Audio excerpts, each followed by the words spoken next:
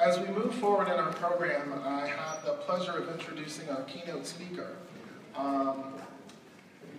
In your programs, you have a bio, but I'm not going to read that because you can read that at a later time.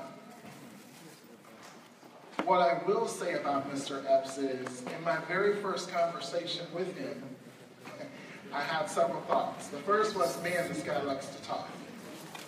But on a more serious note, the second one was, as I began to listen to his words and hear what he had to say, I came to a very clear understanding of what is at the core of this man. As an educator, as a man of color, his goal is to empower young people of color in the fields of science, technology, engineering, and mathematics. He's committed to developing people. He's committed to educating people. He's committed to giving them opportunities to enhance their technological skills, not only for future careers, but for technologies that haven't even been invented. As a result of his work, he's been recognized by the White House for his accomplishments. He is a father, a husband, and now a fellow friend. So at this time, I'd like to introduce Mr. Jeffrey Epps.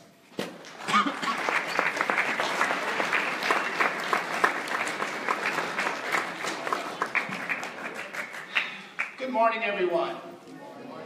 All right, so leadership. You know, I believe that there are three components to leadership. There's leadership itself, there's management, and then there is passion. And I'm going to illustrate that for you here today by telling you the story of the greatest football game ever played. Now, I am not talking about Super Bowl 51, where the Atlanta Falcons decided at halftime that they did not have to come out and play. Okay? That is not what I'm about to talk to you about. It was in the summer of 1982. Now, I'm going to say some things that may be a little disturbing for you young folks in here, so if you need a moment to get yourself together, please do so. Because in 1982, I received my first computer, and I didn't have the internet or Google. I had this big, thick book that I had to read. So the first thing is, there was no internet in 1982. Oh yeah, I know. You okay? You okay? You okay? Yeah, I know, it's disturbing. You know, the other thing is that cartoons on Saturday went off at noon. Yeah, there was like no Cartoon Network or, I know, you okay? I know. No. And television went off at 2 o'clock in the morning. Yeah, if you got up and you turned the TV on at 2 a.m., all you saw was a white screen and you heard I know. Now here's the other thing. Now, if you need to walk out and get yourself together, please do. There was only one phone in the house. It was in the kitchen. And it only had a cord this long. And when you were actually on the phone, making a phone call and having a discussion, everybody in the house could hear it because that was the only phone. There were no wireless phones at that time. So, give yourself a few minutes. I know I said some disturbing things. Okay? Well, in 1982, I was working on a computer program in my room, and I was having some trouble with the code. It wasn't working. So I decided to go outside and clear my head. And in the distance, I could hear cheering. And the cheering was coming at 30 to 45-second intervals. And we had just moved into this neighborhood, so I decided to walk toward the cheering. And I got to the end of the neighborhood, and there was this huge open field, and there were all these people. And when I say there were a lot of people, it was equivalent to a high school football game. And in fact, I discovered that's what was being played, a football game. Now, this wasn't your ordinary football game because they didn't have on pads and helmets or anything like that. They were wearing street clothes. It was a good old-fashioned backyard football game. So I'm standing there and I'm watching the football game, and this gentleman walks up to me and he says, "Hey, where do you live?" And I said, "I live here in Glenboro." He says, No. Do you live on the east side or do you live on the west side? I said, I live on Common Circle. I just moved here. And he says, "Well, you live on the east side. This is the west side. You need to get over to the east side." So I'm thinking, a little hostile there, aren't you? But I walked on over to the east side. And I'm standing there and I'm watching the football game. And I'm noticing that the west side boys were huge. These were some big boys. And the east side boys weren't so huge. And they were getting run over. And so I leaned over to this lady and I said, "What's the score?" And she says, "Well, right now it's 7-0, but by the time we finish, it'll probably be 63-0. You see, those West Side boys are bigger than our boys, but we're not going to back down from them." So I sat there for about another 20 minutes watching the game, and of course, the West Side boys scored again, so it was 14-0, but then there was an injury timeout. Because it seems as though one of the West Side boys fell on the East Side quarterback's leg, so they had to cart him off the field. So they bring him over, and one of the players, he says, "Oh, great. Now we don't have a quarterback, and we're one man short." And then everybody turns and looks at me. And he says, "Hey, aren't you that new kid that moved in over there on Common Circle?" And I'm like, "Yeah." And he says, "Can you play football?" And I said, "I guess." I hadn't actually played football, but I'd seen it on TV. So I figured, how hard could it be, right?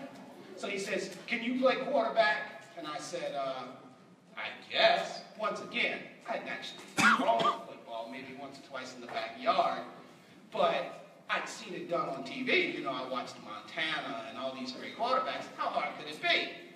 So he throws me the ball. He says, "Throw me a pass." So I throw him a pass, and he says, they all look at each other, and they go, "Huh?" And he says, "Well, I guess you'll have to do. Come on." So I said, whoa, wait a minute. I said, if you guys keep playing the way you're playing, you're going to lose. And they said, "Well, those West Side boys are just bigger than us, you know, but we're not going to back down from them." I said, "Well, wait a minute, come here. We're going to do something different." They all stood there and stared at me. And I took them over to a little a little clearing in the field, and I got this stick. And I said, "Here's what we're going to do. We're no longer going to run the ball. We can't run against that defense. They're too big, and they take up too much space. We're going to throw the ball." I said, "Here's what I want. To my right, to my far right, is going to be my even receiver. To my far left is going to be my odd receiver. The receiver to my inside right is going to be my X receiver, and the receiver to my inside left is going to be my Z receiver. There will be no huddle. We will no longer huddle. When we finish a play, we will jump up and get back to the line of scrimmage. Does everybody understand me?" Yeah, we got it. I said, "All right. I'm going to call the play at the line of scrimmage, and I'm going to call it in 2 parts. Now, this was the computer geek in me coming out because I was analyzing the situation, right? And I said, so when I call the play, I'm going to call the play in 2 parts.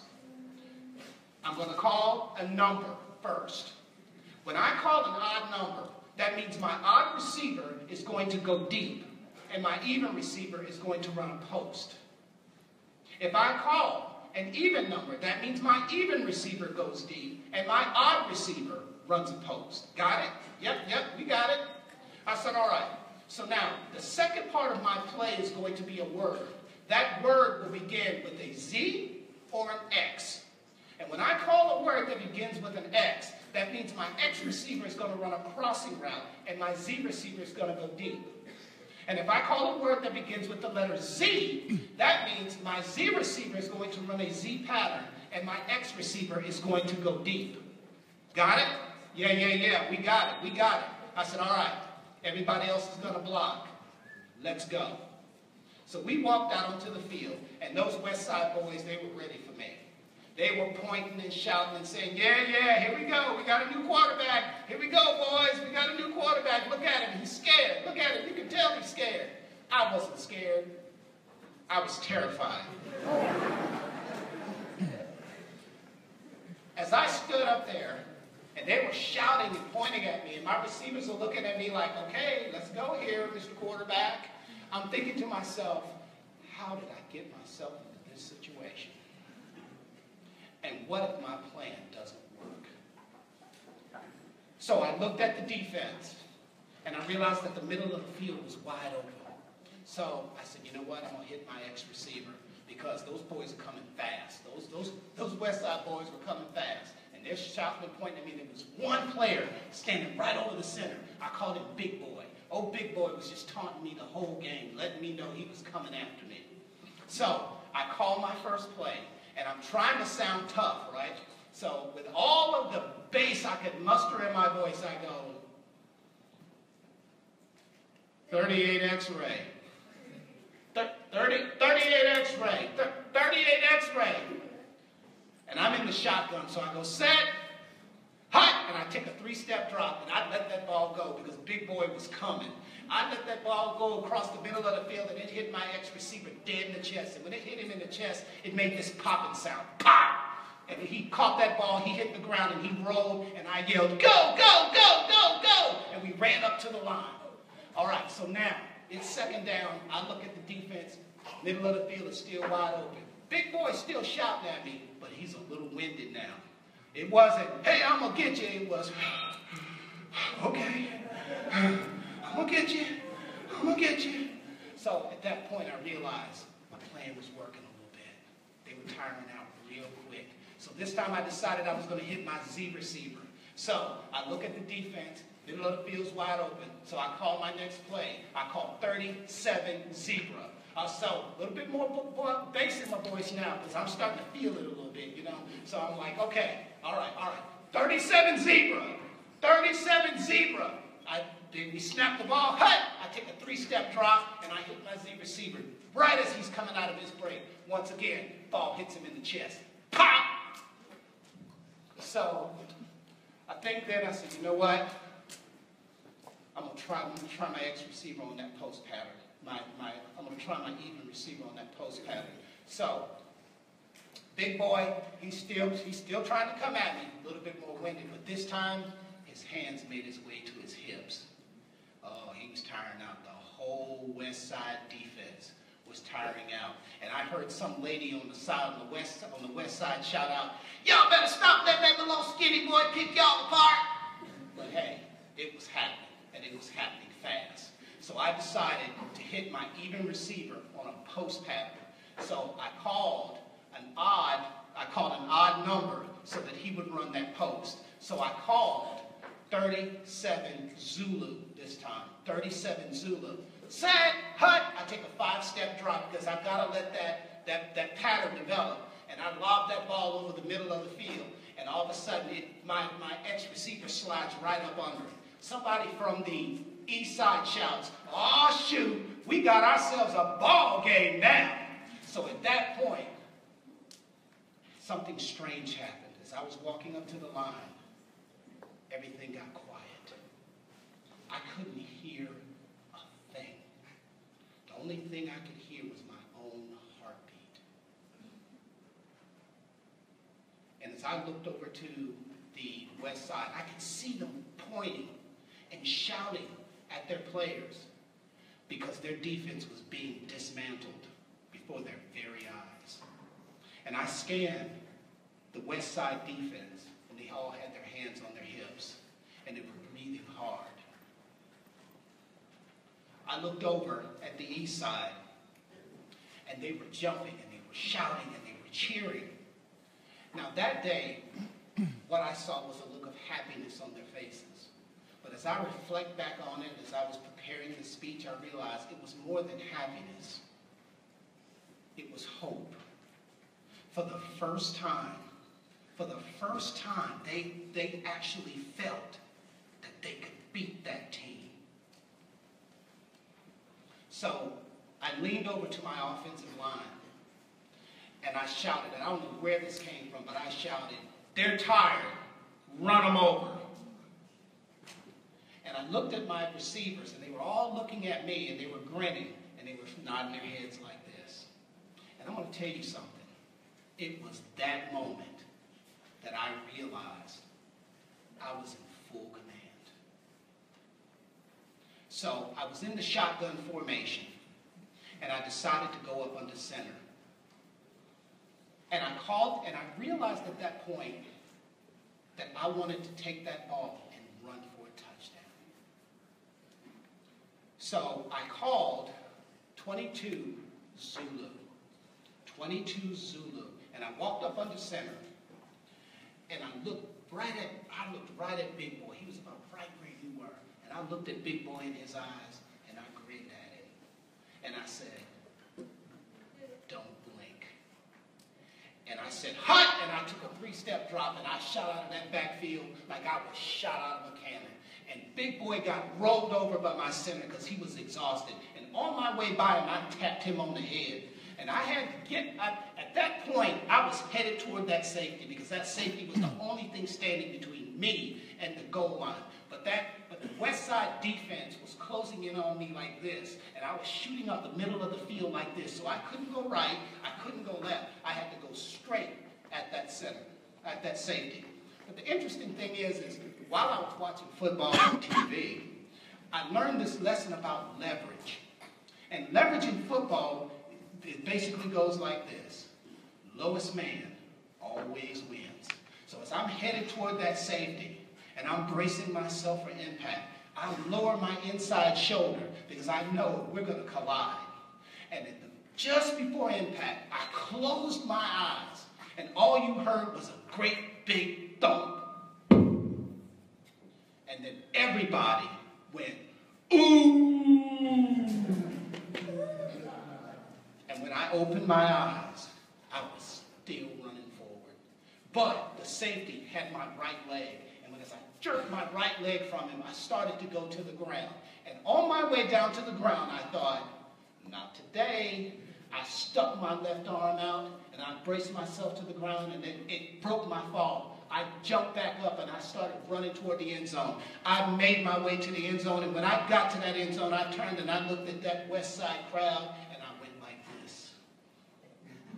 And then I ran over to the East Side crowd, and I gave the ball to the quarterback who had been injured. And I told him, "Spike it." He spiked it, and I yelled, "East Side!" And the crowd yelled, "East Side!"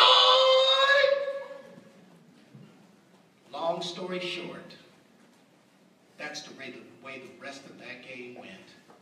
And when it was over, we beat them 63-14.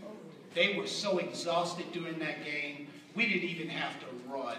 We just jogged past them, but my plan had worked. Now, what does this have to do with leadership? Now, remember I said before, leadership has 3 components. Leadership, management, and passion.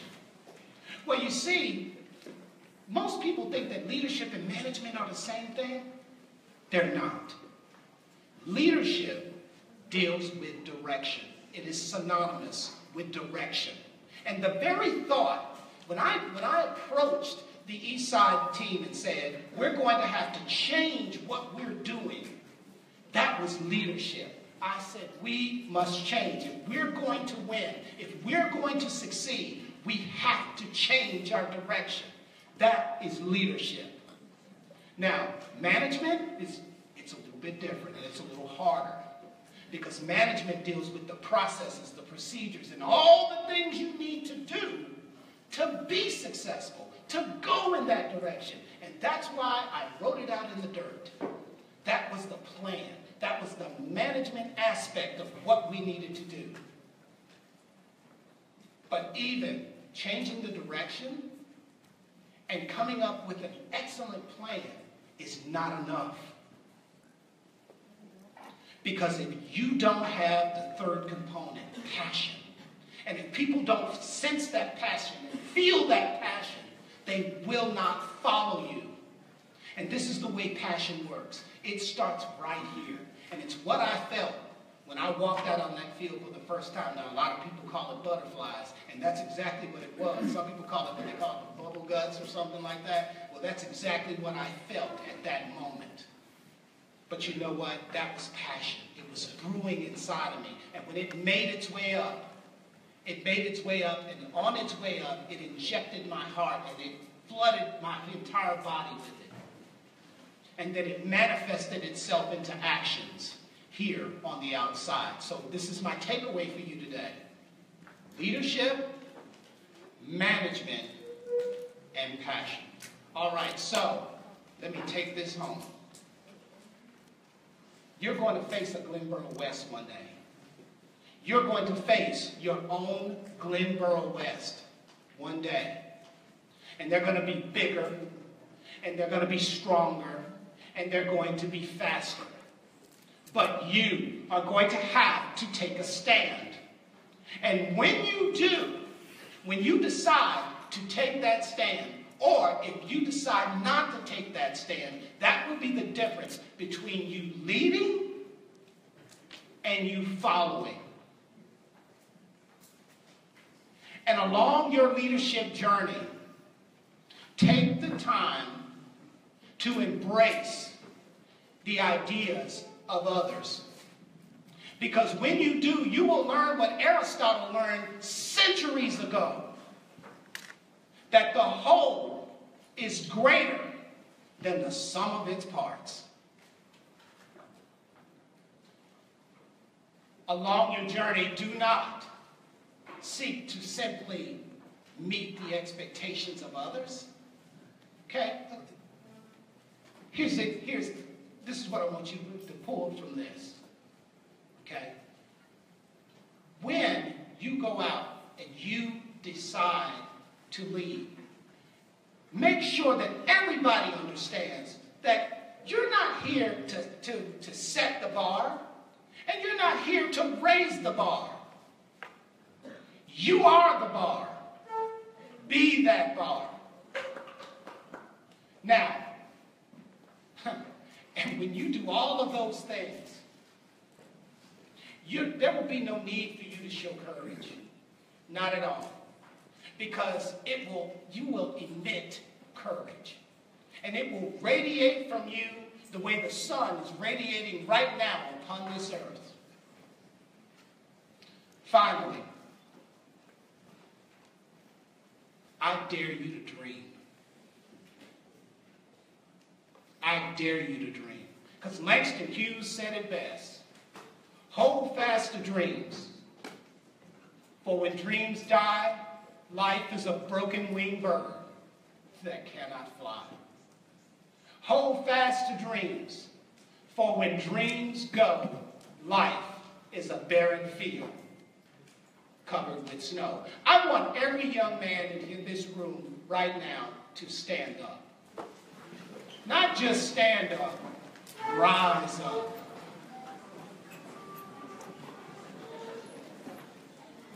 Now repeat after me. Rise up. Rise up. Rise up. Rise up. Rise up. Rise up. Rise up. Rise up. Rise up. Rise up. Rise up. Rise up. Rise up. Your leadership journey begins today, and your time to rise is right here, and it is right now. Thank you for listening.